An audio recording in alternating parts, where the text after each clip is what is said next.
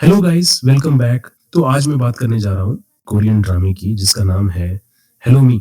ये ड्रामा बहुत ही इंटरेस्टिंग होने वाला है, तो वीडियो को बिल्कुल लास्ट तक देखिएगा। तो बिना किसी देरी के चलते हैं सीधा वीडियो की तरफ। तो कहानी की शुरुआत एक हॉस्पिटल से होती है, जहाँ पे एक लड़की को बुरी हालत में लेकर आया गया था। डॉक्टर इससे बचाने की कोशिश कर रहे थे।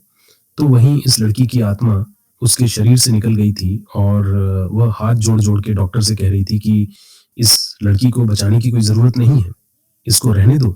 इस लड़की का नाम है बान हनी और यह इस ड्रामा की फीमेल लीड है। अब हमें उसके बारे में बताया जाता है कि वो 37 साल की हो चुकी है और वह कई तरह की पार्ट टाइम जॉब भी करती है। वो काफ़ी परेशान थी। आज जब वो स्क्विड बनने की एक पार्ट टाइम जॉब कर रही थी, यहाँ पे पुलिस आकर उसे ले जाती है। वह पूछती रहती है कि क्या हुआ है, लेकिन उसे कुछ नहीं बताया जाता और जेल में लाके बंद कर दिया जाता है। तभी वह देखती है उसके बगल वाले जेल में एक और लड़के को लाया जा रहा था और वह कह रहा था कि सच में मैं ठरकी नहीं हूँ, तुम लोग मुझे गलत समझ रहे हो। पान हानि भी इस लड़के को देखकर डर रही थी, पर वो लड़का कहता है कि तुम मुझे गलत मत समझो, मैं कोई ठरकी नहीं हूँ।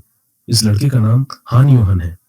अब हमें हान के बारे में बताया जाता है कि यह बहुत ही रिच फैमिली से बिलोंग करता है और यह अपने डैड के पैसों को उड़ाता रहता है। उसे कमाना आता ही नहीं है। अब उसके डैड उससे कहते हैं कि तुम पैसा उड़ाना बंद कर दो, कि तुम एक हफ्ते में जितना पैसा उड़ाते हो, मैं तुम्हें एक महीने का टाइम देता हूँ। क्या तुम मुझे वह पैसा कमा के दे सकते हो? हान कहता है, डैड, एक महीना देने की क्या जरूरत है? मैं तो वह पैसा आपको एक हफ्ते में ही कमा के दे सकता हूँ।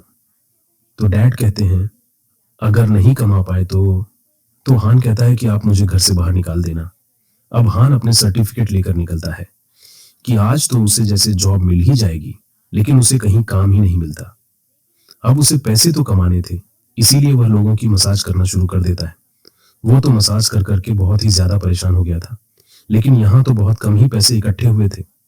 अब वो जाता है अपने डैड के पास ये पैसे लेकर, मगर उसके डैड कहते हैं कि अब तुम जल्दी से अपने कपड़े निकालो और निकल जाओ यहाँ से। मैं तुम्हें यह महंगे कपड़े भी नहीं पहनने दूंगा। पर हान की बुआ रोकती है कि रहने दीजिए, वो अपने ही घर का बेटा है। लेकिन वो उनकी बात भी नहीं सुनते और हान को यहाँ से निकालते हैं। हान उनसे डर के भागता है। उसके पास आधे अधूरे कपड़े थे और जब वो रोड पे ऐसे कपड़ों में निकलता है तो पुलिस वाले उसे ठरकी समझ लेते हैं और इसी वजह से वह उसे लॉकअप में डाल देते हैं। फिलहाल लॉकअप में तो बानहानी उससे डर रही थी, तो हान कहता है तो डरने की जरूरत नहीं है, यह कोट बहुत ही महंगा है। मैं सच में अमीर खानदान से हूँ और कोई ठरकी नहीं हूँ। अब इस पुलिस स्टेशन में स्टाइल मारते हुए एक लड़के की एंट्री होती है। इस लड़के का नाम एंथनी है और यह एक एक्टर है। पान हानी इस लड़के को देखकर पहचान गई थी। कुछ समय पहले की बात है, इस लड़के की एक मूवी की शूटिंग हो रही थी। वहां पे हनी भी गई हुई थी अपनी फोटो खींचने के लिए। पर यहाँ पे इस लड़के को लगता है कि गलती से बान हनी ने उसकी टॉयलेट करते हुए फोटो खींच ली है। तभी गुस्से में उसने बान हनी का कैमरा तोड़ दिया। हनी बहुत गुस्से में आ जाती है क्योंकि वह कैमरा उसके डैड का था। इसके बाद हनी ने उससे बदला लेने के लिए एंथनी की हर वीडियो के नीचे बुरे बुरे कमेंट्स करना शुरू कर दिए थे। इसी वजह से एंथनी ने इसके खिलाफ कंप्लेन कर दी थी और अब वो लॉकअप में है। तो ऑफिसर यहाँ पे कहता है कि देखो, तुम दोनों का केस इतना बड़ा नहीं है, आपस में बात करके सुलझा लो। अब एंथनी और बान हनी दोनों एक दूसरे से माफी मांग करके केस खत्म करते हैं। हनी तो अब यहाँ से जाने लगी थी। तभी हान कहता है कि वो अपनी स्क्विड वाली टोपी मुझे दे जाओ, जो थोड़ी बहुत इज्जत बची है वह चेहरा छुपा के बचा लूंगा। और वह अपनी टोपी उसे दे के चली जाती है। कुछ देर बाद हान की कजिन की वाइफ उसे बाहर निकलवाने के लिए आती है और वह उसे अपने डैड से माफी मांगने के लिए कहती है। बट एच कहता है कि मेरी कोई गलती नहीं है, मैं क्यों माफी मांगू। वो मना कर देता है कि वो माफी नहीं मांगेगा। अब आगे हान एक रेस्टोरेंट में चला जाता है और यहाँ पे बानहानी भी आई हुई थी। ये दोनों एक दूसरे को देख के यहाँ पे पहचान जाते हैं। हान तो दूसरे टेबल पे जाके बैठ जाता है, लेकिन बान हानी यहाँ पे ब्लाइंड डेट पे आई थी। बट ये यहाँ पर हनी से कहता है कि फोटो से तो तुम बहुत ज्यादा बड़ी उम्र की लग रही हो। वो तो यहाँ से खाना पीना खा के चला जाता है, लेकिन बान हनी सोचती है कि हमेशा उसके साथ ही ऐसा क्यों होता है। दूर बैठा हान भी देख रहा था कि बान हनी काफी परेशान है। अब हान को भी बिल भरना था, लेकिन वह देखता है कि उसके सारे कार्ड्स फ्रीज कर दिए गए हैं। वो अपने घर वालों को भी फोन करता है, लेकिन कोई भी फोन नहीं उठा रहा था। हान इन लोगों से कहता है कि तुम लोग मेरे यह जूते रख लो, काफी महंगे हैं और उसके बदले ऊपर के बचे हुए पैसे भी तुम ही रख लेना। लेकिन यह होटल स्टाफ इसे पागल समझते हैं। अब हान के पास कोई रास्ता नहीं था, इसलिए वह बाण हनी से जाके पैसे मांगता है, लेकिन बाण हनी उससे डरने लगती है। अब हान के बार बार प्लीज बोलने पर बाण हनी उसे पैसे दे ही देती है। अब वो बाहर जाकर ड्रिंक करती है और देखती है कि हान दूर बैठा उसे ही देख रहा था। बाण हनी देखती है कि वो प्यासा है तो वो उसे जाकर एक कैन दे देती है। हान कहता है कि चिंता मत करो, मैं उसके साथ ये पैसे भी वापस कर दूंगा।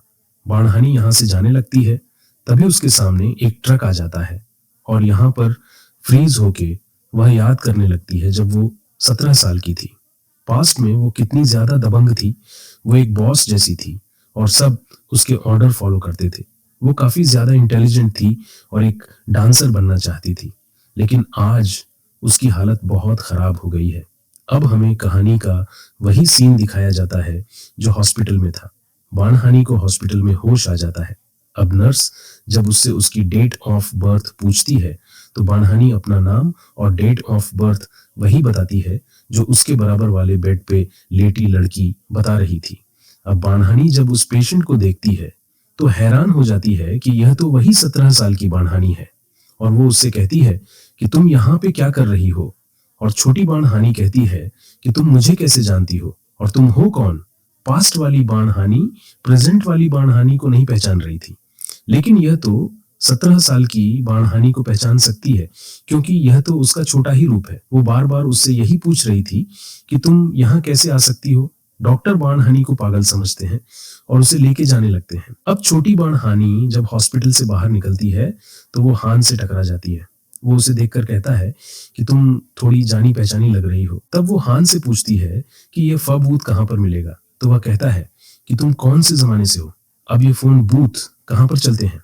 छोटी हनी समझ नहीं पा रही थी कि ये सब चल क्या रहा है, सब कुछ इतना बदला हुआ सा क्यों लग रहा है। वो टीवी देखती है और अपनी फेवरेट एक्ट्रेस को इतना बूढ़ा देखकर कहती है कि अचानक से इन्हें क्या हुआ, ये इतनी बूढ़ी क्यों लग रही है। तो अयान कहता है कि तुमने टीवी कब से नहीं देखा है। उसके बाद वो वहां से चला जाता है। तभी यह छोटी बाण हनी की नजर आज की तारीख के ऊपर पड़ती है और वह हैरान हो जाती है कि वो 20 साल आगे कैसे आ गई।